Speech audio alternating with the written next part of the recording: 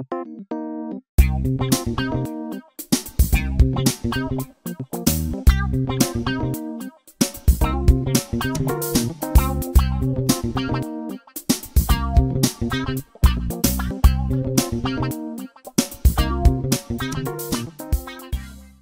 Africa thokozani sanibonani dumelang absheni endalo.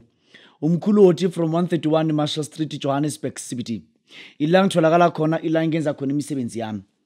Today I just want to talk about a very sensitive issue. A sensitive issue of which one needs ukuthi ayibheke futhi ayazi futhi ayizwisise. Ngoba this sensitive issue, it's an issue of which it's sensitive kimi nakubantu engiphila nabo. You know, emhlabeni kunzima. Umhlaba lo kaNkulunkulu umhlaba ukuthi I don't know what was happening when God was creating umhlaba. Then after, I don't know what was happening uma uNkulunkulu create umuntu. I want to tell you this. The topic says plot to destroy Mkhulu Hoti. There's a serious plot yoku destroy each and everything in igama lami phezu kwayo. Number one, it was started by ex-repo with cameras and stuff. Then iloku yaqhubeka futhi. Then emva kwalokho there is a church of which ikhona umfundisi wakhona ufundisa abantu ngabo Krishna, ufundisa abantu ukuthi na uyinkosi yomoya uyini naye. He's just on a verge of destroying me. So at any time nje uma uzwa kuthiwa uHoti, kuthiwa wenzeni uHoti, kuthiwa wenzeni, it's something of which you must always uhlale uyilindele. Ngoba the way things are happening, there is a serious plot to destroy Mkhulu Hoti. Mara ntho yeo angeke bazuse ngalutho. Kuleku kunjalo. There was a scene where ngisekonzweni, mangisenkonzweni ngihleli. Uma ngihleli ngibona into engimangazayo. Lento lengimangazayo ngibona ama-7 enkonzo awu2 ayakhulumisana. Uma lama-7 enkonzo akhulumisana awu2 abantu besilisa abawu2 ngibona omunye yahla ngama-steps omunye enyuka. It's just during the day akunalutho bayahlangana. Mabeqeda ukuhlangana labantu bayakhulumisana. Bathi labantu mangibakhuluma ngibezwa ngomoya. Mara una muthu kini nakiwana kisimthe kiwa ngotla yutwa na if understand umoya. Bakhulumisana labantu ngokuthi bangibulale.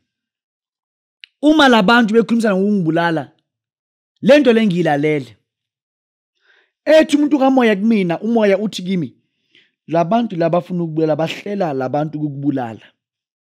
Uma ngithi ngibheka labo baba engibaboniswayo, are very close people enkonzweni like this.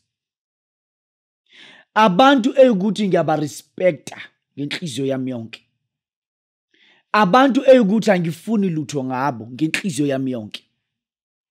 So I asked myself a question.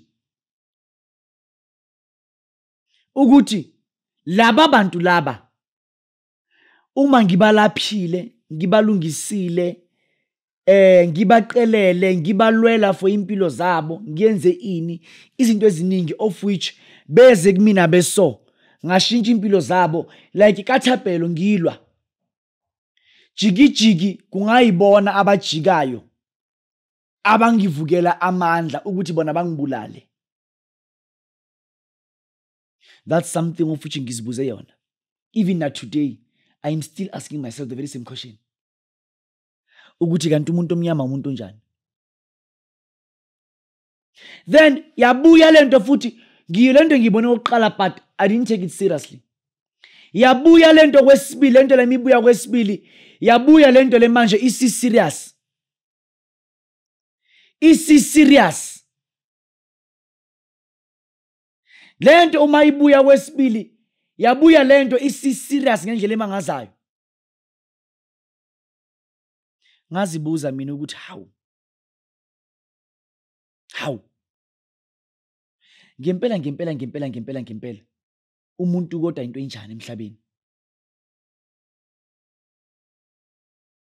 Empeleni umuntu into enjani kodwa emhlabeni? Empeleni umuntu into enjani? Yabuya kwesibili lento kwesibili mibuya mina ngibona abantu abawu2. Lento misibuya kwesibili it was about 5 to 6 people. Engaba lapha, engavula into zabo, engabakhanyisela. Abantu ukuthi ngibayenzele izinto. Abanye beze begula, abanye beze bangasebenzi, abanye beze banama court case, abanye beze banani. Ngabahlulela kuleso simo leso. Jiki bona bathi bayakhonza. God, they are planning to kill me.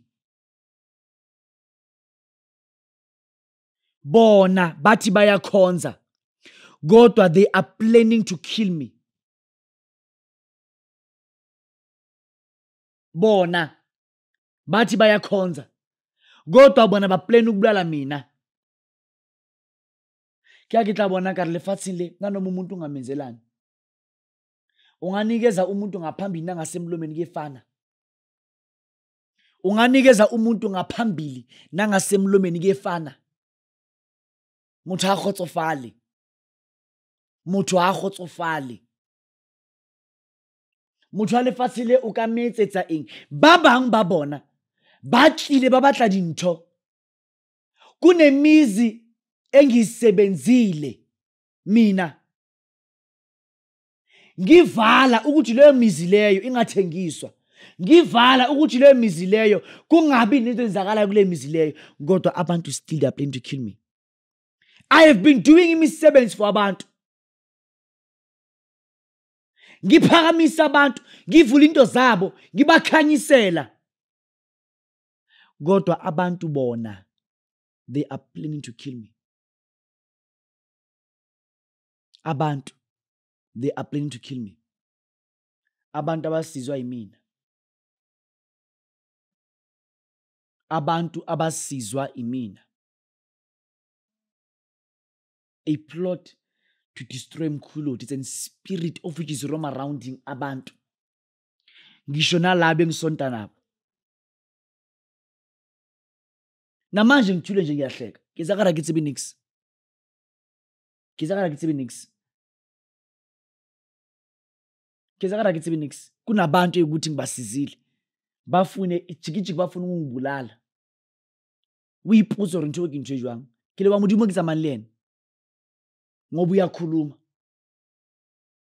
Ngimangale mina ngimangazwa ukuthi uHoti uyambona usese young. Mesase young unabantu abaningi abamfollowayo. Unabantu abaningi abeza kuyena. You think ukuthi lo muntu lo is normal, just normal. You know they even plotted ukuthi bangibulala mabangena officeini lami ibodyguard imaguphi. They will do what. Hey ngithaba umuntu. Hey ngiyamsaba umuntu. Kunabantu athi kumele bafile phakathi kwabo namhlanje. Ngavala mina ukuthi ungayenzakala lutho. Kanti mina ngivalela abantu ukuthi sasamele babulale mina. Ngiye ngathi mina into yenkonzo ubunyanga bunzima bunomona bunemihlola. But yabona inkonzo. Hayi inkonzo it's worse. Inkonzo it's worse. Inkonzo it's worse. Inkonzo it's worse. Inkonzo it is worse. It is worse. More than yonke into ngasuyicabange.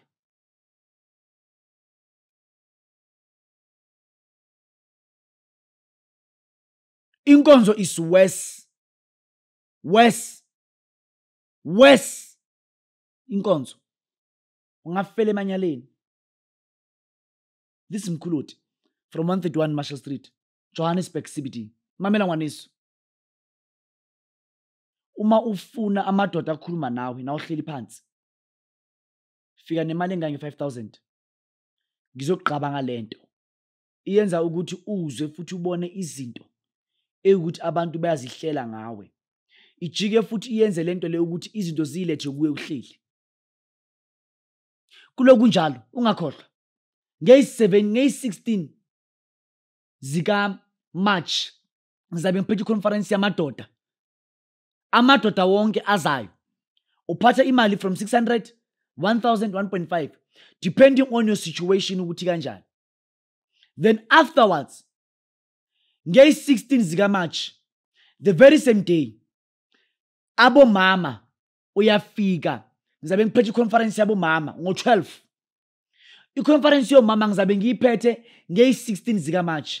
Ungiphathela imali engange 350 rand mawami. Then ngey-25, 26, 27 ngizabe ngise Cape Town ngiyosebenza abantu. Ngiyovula inhlanhla zabantu futhi ngiphakamisa abantu. Mamela ngwaneso, ngizokuthusa uma ngisaphila ngizokusiza, kodwa lo muntu ohlala naye ohleka naye every day, labantu osebenza nabo, labo bantu bayingozi, bakuhlelela okubi each and every day. Ungarelax, empini kunzima. Siyabonga.